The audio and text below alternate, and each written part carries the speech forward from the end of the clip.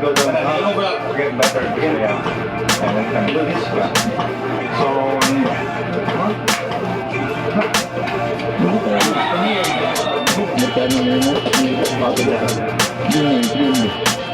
so guys, when you do that, always be careful. When you do this, be careful of that. There you go.